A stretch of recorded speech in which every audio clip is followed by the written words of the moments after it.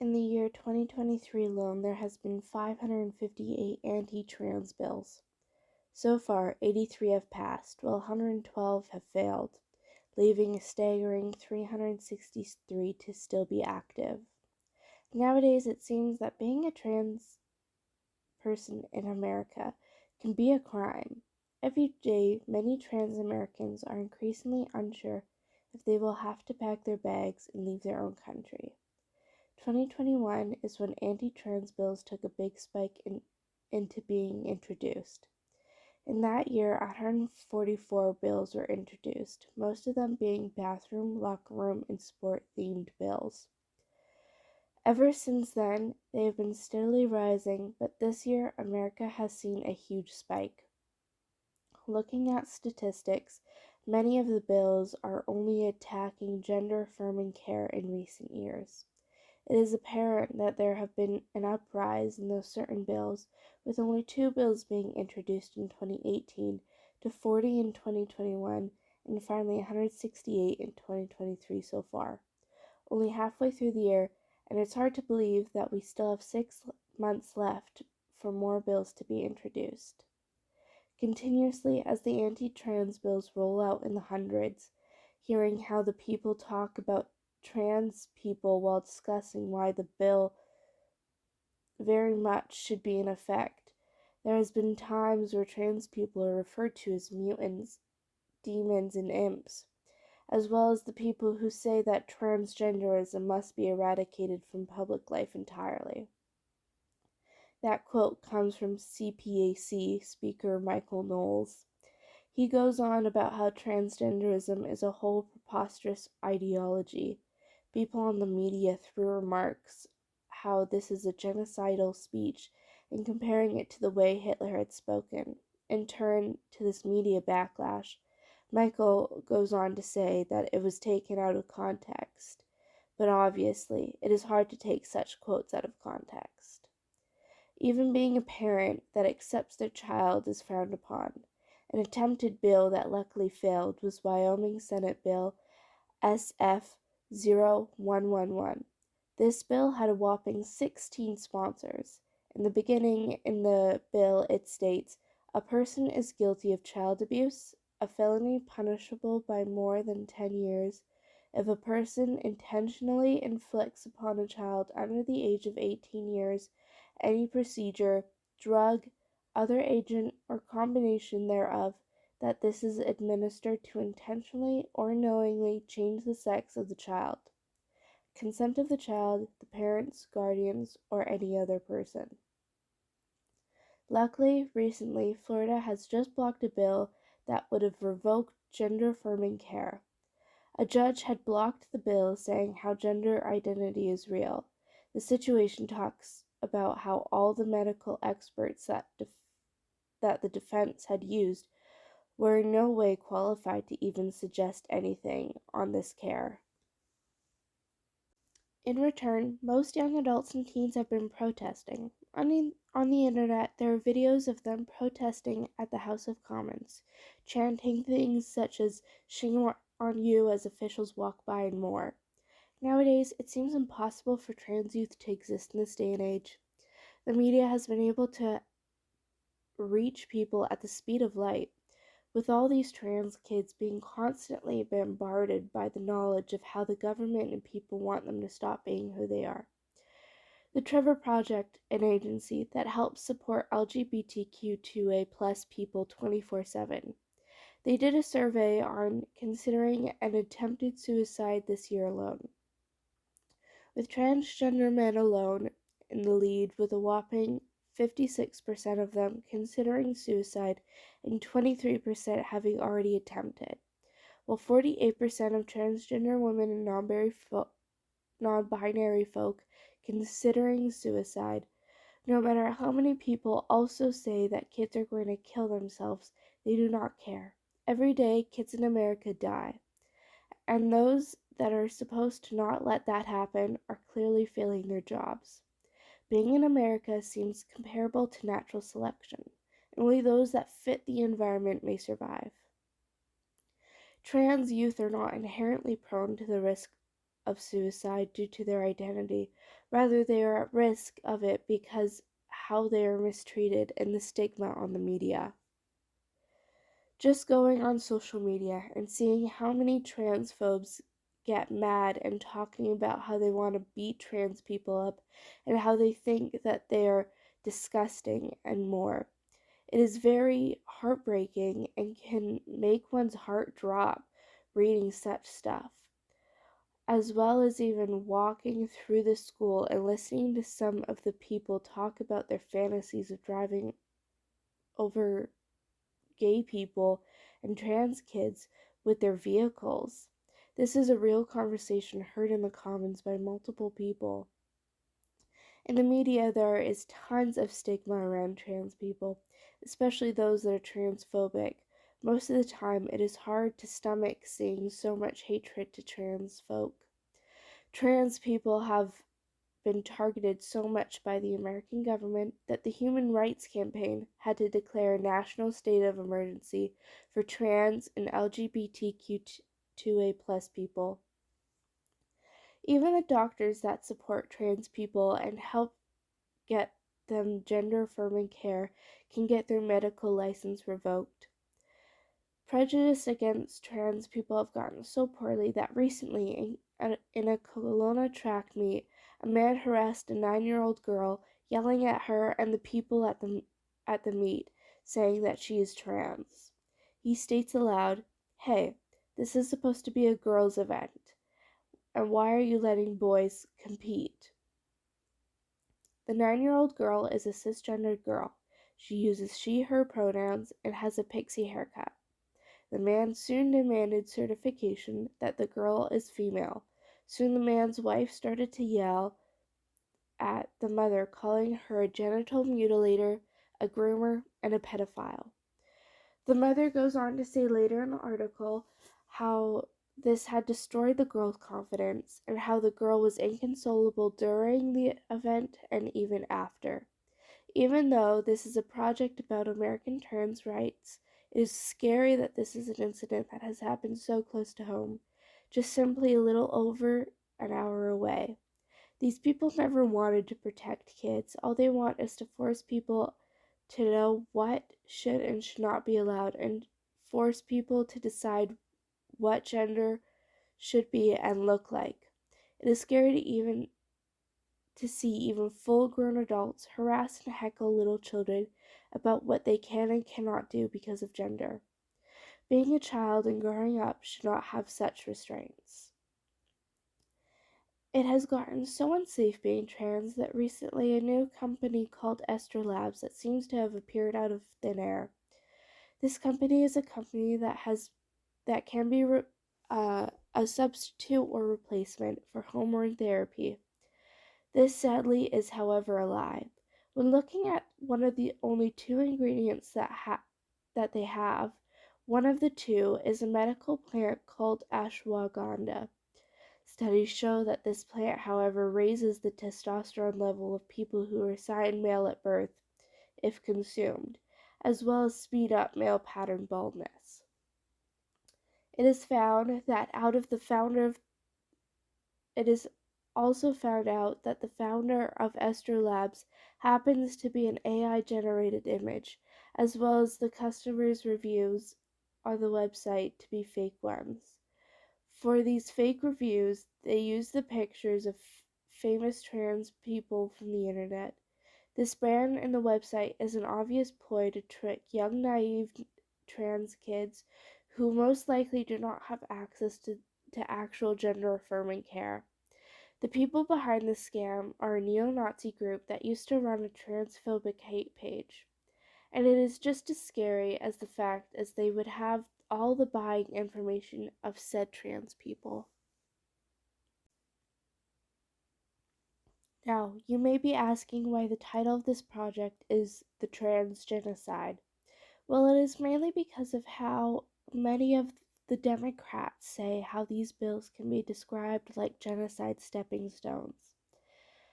That quote was said by Michaela Cavanaugh, as well as the fact that many of the bills that are being passed can be in fact considered a genocide. In my Trans Genocide essay on the poster, I talk about what makes a genocide a genocide.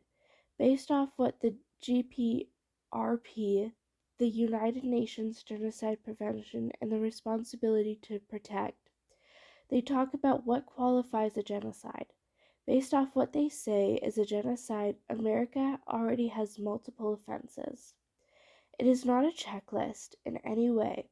It is not a list where you have to go to every single offense for it to be considered a genocide. You only have to do one for it to be considered a genocide. America has three. When people think of a genocide, they think of the Holocaust during World War II, where the majority of the people killed were Jewish people, and along with the Jewish people, they also had others, such as people of color, other religious beliefs, and queer people, including trans individuals. But a genocide is not only considered killing, it can be simply labeling the group and making them seem lower compared to others. It can be removing people from the average public. It can be passing laws and bills and overturning court rulings that allows the group to be unprotected from the public. And that is what is happening to trans people in America right now. One simple Google search away, and one can look up the 10 stages of a genocide, such as Stage 1, classification. Examples of this are the government forcing the bathrooms of the sex you were born with. Stage 2, symbolism. For example, if the LGBTQ2A plus community, there are flags that people use to show their identity. With that, many people can see that one might be trans if they show any of the sort. Stage 3, discrimination. It is easy to find much of this, as trans people are denied medical help for gender affirming care, and they lose the rights to be able to go pee in public places and more. Stage 4, dehumanization. Based off a study that I talk about in my essay that is on this poster, many people live unlivable quality lives based off the biases of people and their thoughts on trans people, such as a lack of a safe school and no housing, and more. Stage 5, organization. It is scary to think this, but much of the anti-trans public and police forces attack many trans people.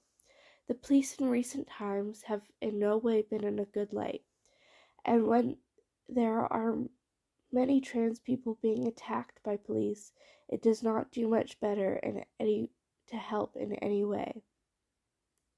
Stage 6, polarization. There have been many instances when the right-wing people make up propaganda, and many just believe it and never fact-check it or ask questions whether it is real or not. Stage 7, preparation. Much of the American government has stated that what they are doing is for the safety of the children, when really based off some of what these bills are doing and stating this is the exact opposite.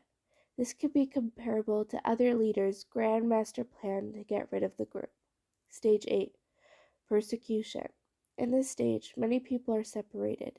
A bill has stated that they will take the child away if CPS or other people suspect that a child is getting gender-affirming care from any adult in their life. Stage 9, extermination. Luckily, America has not gotten to this point, but since it is the next step, as America is at stage 8 so far, it is very scary how close they are to killing off trans people. In the final stage, 10, denial. Really, I feel it would not be hard at all for the Republicans and all their Facebook goonies would love to deny all the damage that they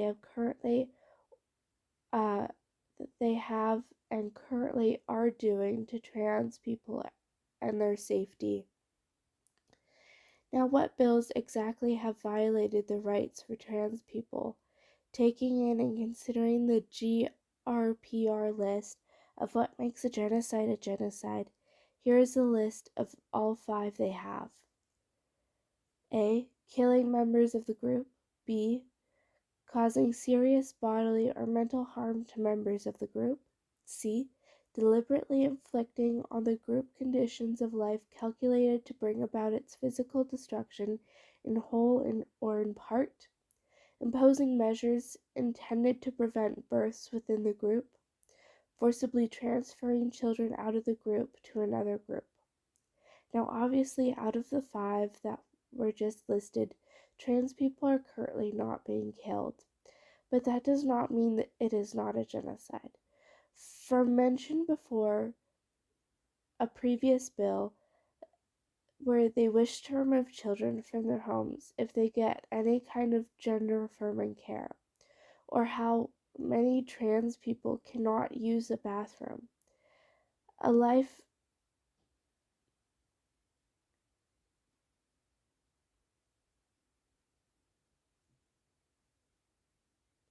with that, the GRPR has made a PDF with the title When to Refer to a Situation as a Genocide. Reading said PDF, there's a section labeled Use of the Term Genocide.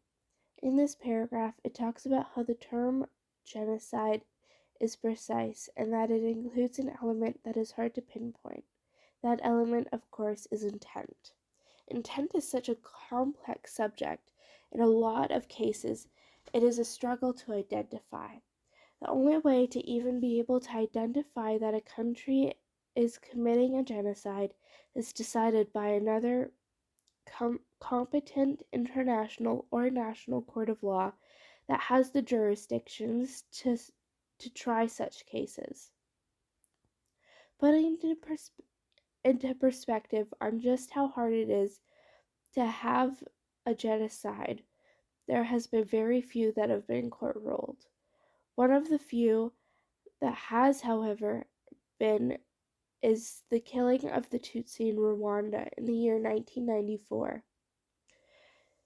There has been other instances of charges against specific people. Sadly, the trial and or final decision in the cases in question are still pending, and therefore the term genocide cannot be established. Said kinds of charges have been brought. An example is by the International Criminal Court in the case of Darfur, Sudan, and by the Extraordinary Chambers in the Court of Cambodia. Luckily, there has been many instances where there is not a need for any legal determination of a genocide. There have been many instances where there has been enough ruin against a certain group that has such violations against human rights as well as humanitarian laws so much that it could constitute as genocide. Such instances could include one such as the attempted extermination of the Jews, Roma, and other minority populations of Europe by the Nazi regime. It is most known for as the Holocaust, as well as the killing fields that is used in relation to the mass killing Khmer Rouge regime in Cambodia during the 1970s. Going down to the end of the PDF, there is the last section being the conclusion. In the conclusion, as the name suggests, it is a 4-paragraph summary of the whole document. The 4-paragraph states, as established, responsibility for a breach of the Genocide Convention can only be applied to events that have occurred after the entry into force of the Convention for the states in question. Consequently, under the Convention, a state cannot bring a complaint for events that took place before its entry into force of that state. This does not prevent the application of customary international law or general principles of international law to a situation that predates the Convention, nor prevents the term genocide from being used as a historical reference in relation to events that occur prior to the date. The political organs of the United Nations play a significant role in supporting the implementation of the convention, but it is not a legal determination as to whether a situation constitutes genocide under the Genocide Convention or under international criminal law. Appropriately mandated United Nations office and officials have used information collected, including through commissions of inquiry mandated by intergovernmental bodies, as well as through the organization's own fact-finding mechanisms, to make such an assessment of whether there is risk of genocide in a particular situation, or whether genocide may be ongoing or may have taken place. Based on that assessment, the United Nations can advocate for action to prevent, halt, and or punish such alleged or possible crimes. Nevertheless, it is up to a mandated judicial body to make such legal determination as to whether genocide did indeed occur and who is responsible. In conclusion, United Nations officials should rely on the determination of lawfully constituted courts where there has been a final legal determination of genocide in relation to specific events, such as the term may become less politically contested, though not necessarily free of controversy. Whereas such a determination has not been made, use of the term is likely to be vigorously contested by affected communities and can result in political tensions. Notwithstanding, United Nations officials should not avoid engaging in discussion about the nature of events that may constitute genocide and other atrocity crimes, past or present. This means acknowledging serious violations of international human rights and humanitarian laws that may have been committed in the past or may be ongoing, including where there has not been yet a legal determination of the types of international crimes that may have been committed. United Nations officials have a responsibility to contribute to international dialogue on the cause of genocide and other atrocity crimes and, and to advance collective efforts to prevent future crimes. In conclusion, it's very sad to see so many Americans must flee for freedom and safety from the country of freedom and the true American dream.